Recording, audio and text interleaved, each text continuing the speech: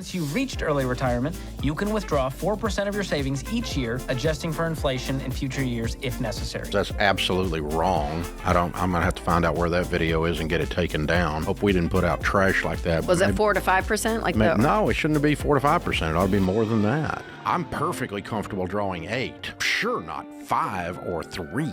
Dave Ramsey, I think he is off his rocker. The probability of success at about 90%, that says that you can withdraw something around 4.6%, not 8%. Here's the problem.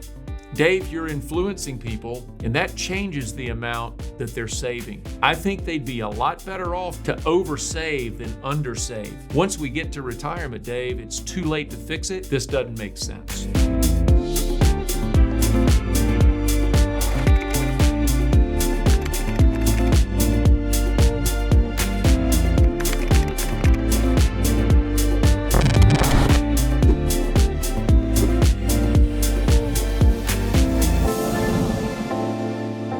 Hey, welcome back to another edition of We're Talking Money. We're going to be talking about a controversial subject. Dave Ramsey, he's an influential personality. He has a great YouTube following, great podcast, and for the most part, I think his conservative views, they've always made reasonable sense. But lately, it seems like he's getting more and more aggressive, and that conservative approach has gone out the window. What was it, a month ago? George Camel released a video that said that the withdrawal rate for a 30-year time horizon should be closer to 3%.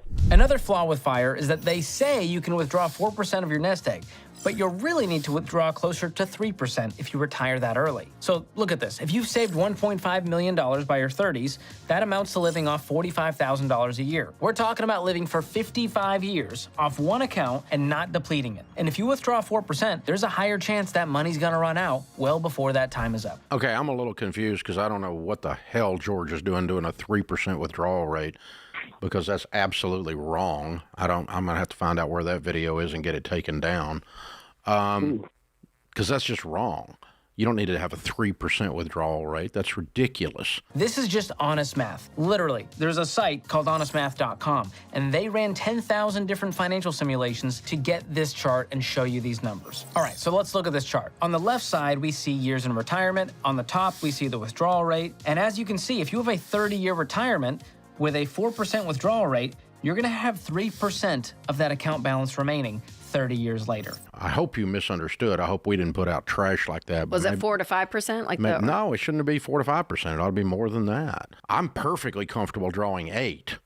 But if you want to be a little bit conservative, 7, but sure not 5 or 3. It's all about this withdrawal rate of 8%, so says Dave Ramsey. Dave Ramsey is not, in my opinion, just a hack. He's considered an expert. He's been doing this for a long time, but I believe he's missing something here. He doesn't have credentials like a certified financial Pharisee, as he calls it. I want him to be a certified financial planner, not a certified financial Pharisee. One of the immediate problems, he doesn't talk about the volatility of the market. What he does talk about is his portfolio, the way he invests. And he has 25% across 4 classes. So he has large cap, aggressive, I think growth in income, and then some international. That might work great for Dave, but here's what he leaves out. Drawdown in the market, volatility. So if you can live off of 8% and you're invested in good mutual funds, you can probably pretty much do it in perpetuation. It might dip into it a little and it might refill in another year. Yeah. But overall, it'll pretty much run like a machine the rest of your life. There is no index that goes up in a straight line. Now, it might seem like it in recent years because our Federal Reserve has been pumping money into our economy, and so it's been going up pretty rapidly. It still doesn't go up straight line. If you're taking 8% and the market dumps by 10 or 15 or 20%, how likely is it that you will recover? Dave says if you're going to get 12%, as though it's something easy to do from the S&P 500, he says you can take 8, leave in 4, your money's growing, and you get to spend 8. If you think you can only pull off 4% off of investments making 12, where the flip is the other 8% going? Well, 4% of it went to inflation. That's where it went. The other 4% is just sitting there.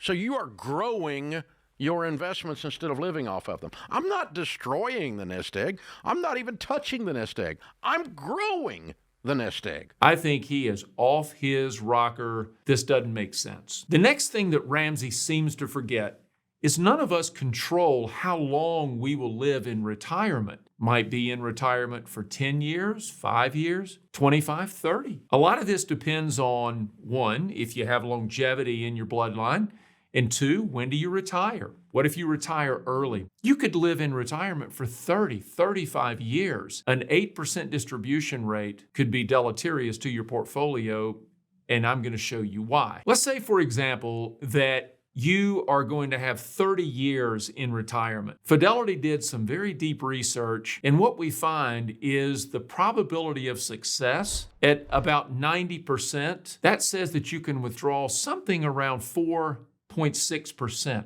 not 8%. Let's give Dave the benefit of the doubt. Maybe you don't retire until, say, 70. Your retirement is going to be about 25 years. Even so, about 5% was the most we could withdraw and still reach that 90% probability of success. I want to look at two more points. The first, inflation. That's sort of the silent thief. It's happening whether the market goes up or down. So let's say that you build your retirement lifestyle on an 8% distribution rate. You're thinking, wow, I get to live a lot better with 8%. What happens if your cost of living goes up simply because the cost of living is going up in general? What if your distribution rate has to be 9%, 10%? Be careful. Inflation is one that you have to think about. So one of the final points that Dave should have mentioned, and he just doesn't, it's assuming that people will stay 100% invested in stock.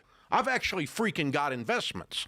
My money is actually invested exactly the way I teach people to invest it. And I'm easily making 12% on my money. Easily.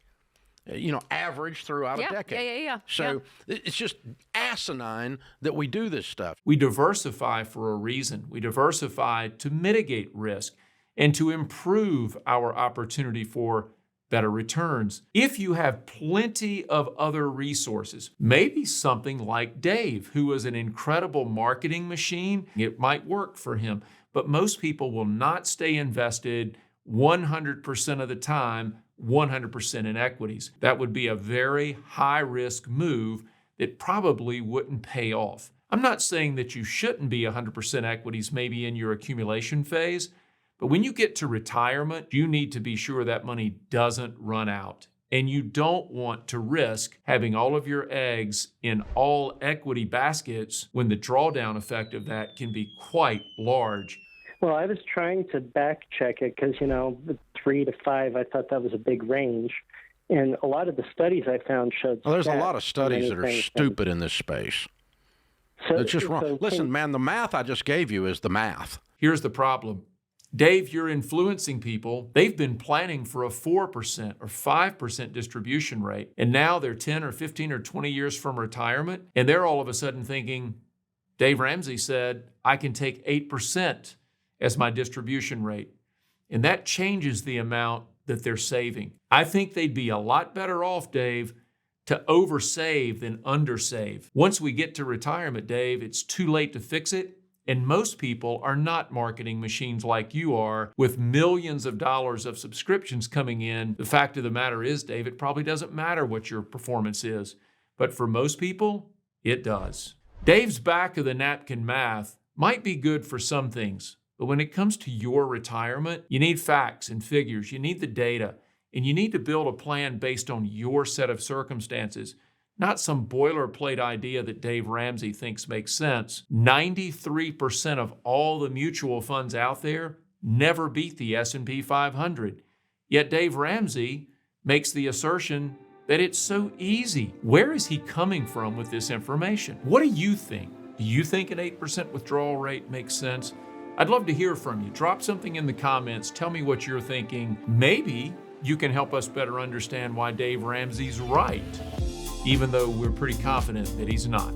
Stay away from 4% withdrawal rate morons who are telling you this is the thing. So, God, it's just aggravating. Thanks for watching. I hope you'll subscribe to our channel. Now, I hope this show has inspired you to do your own homework. We're putting out videos like this every week to help you make better financial decisions. Subscribe, ring the bell so you never miss a great episode, and I'll see you next time when we're talking money.